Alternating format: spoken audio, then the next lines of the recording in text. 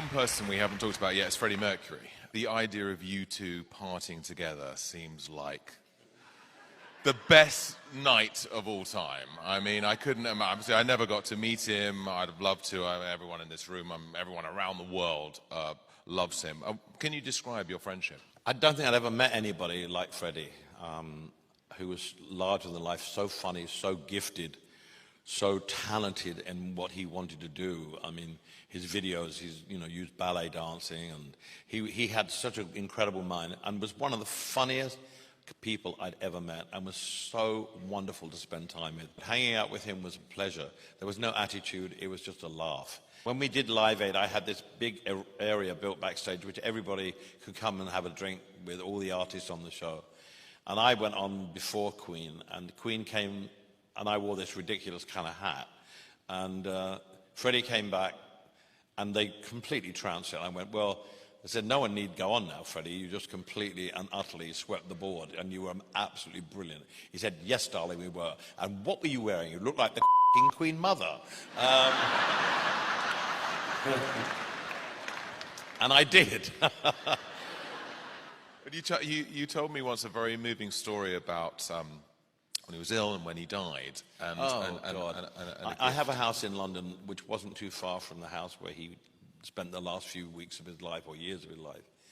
And I didn't go and see him often because I found it really, really painful, because AIDS was terrifying. And he was physically terrifying to look at. But Freddie loved collecting Japanese art and collecting at auctions. So while he was dying, he was still buying things at auction. He would be surrounded on the bed, and there'd be medicine all around him, medicine cabinets, pills, but auction catalogues. And it was astonishing. I thought, this is amazing. This man has such a love of life that he's not thinking about dying whatsoever. He's still thinking about living. And he showed no fear to me about dying, and no fear or sadness. He went round there, and you held an audience with Freddie. And I collect a painter called Henry Scott Hugh. At Christmas morning, Tony King, again, who's a link in my life, came and gave me this pillowcase. And my drag name is Sharon, as you read in the book. And he was Rod Stewart's Phyllis, and we've all got drag names. David Bowie never had one. He was always Mrs. Bowie, and Mick was always Mrs. Jagger. But Freddie was Melina, as in Melina Mercury, the Greek actress. And in this beautiful pillowcase was this watercolor of Henry Scott Hugh. And in the note that went with it, it said, "Dear Sharon, I saw this at auction and thought you'd love it. I love you, Melina." And, well, you can imagine how much I cried. And it was really moving. And he was dying, and he still thought of his friend, and he bought me this. And I still have it on its easel, and I still have the pillowcase next to my bed. That's the kind of person he was. He was so full of love and life. I don't think I've ever met anyone quite like that.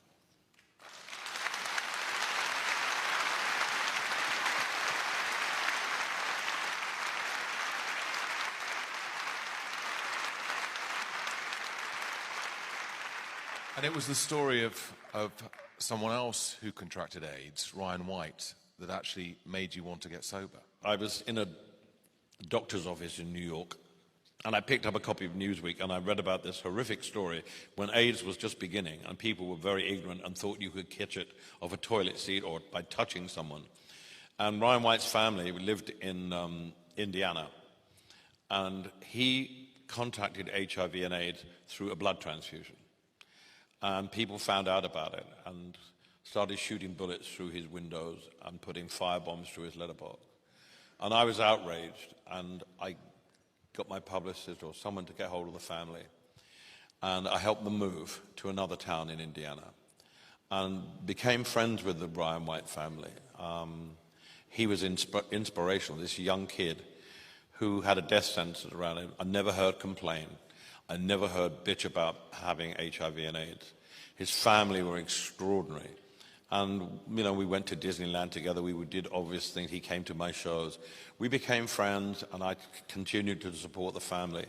And in the last week of his life, I flew to Indianapolis along with a lot of other people who were friends of the family, who went there to support the family.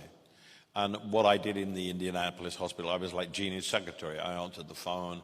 I did, you know, jobs for her to take her mind off it because she was spending the last few days with her dying son.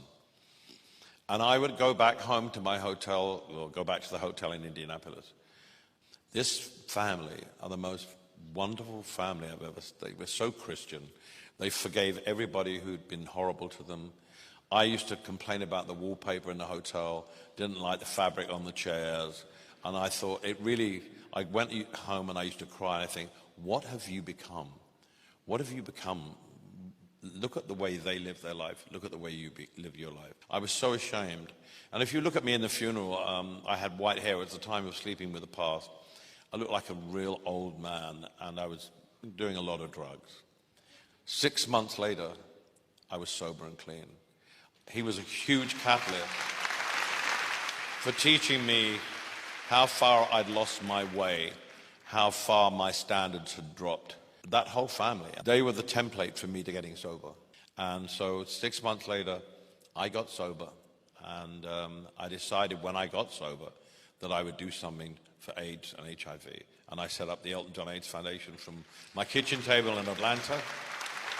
And never in a million years could I have imagined how far we would come.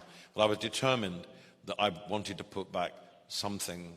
I wasn't there on the ACT UP marches. I wasn't there with Larry Kramer, and I should have been, and I felt really guilty about it. I thought, right, I'm being given another chance to live my life. This is what I'm going to do. I'm going to make sure that I'm going to raise a lot of money and not waste it and give it to people who need to have the support that they never had from me. And that's what I did.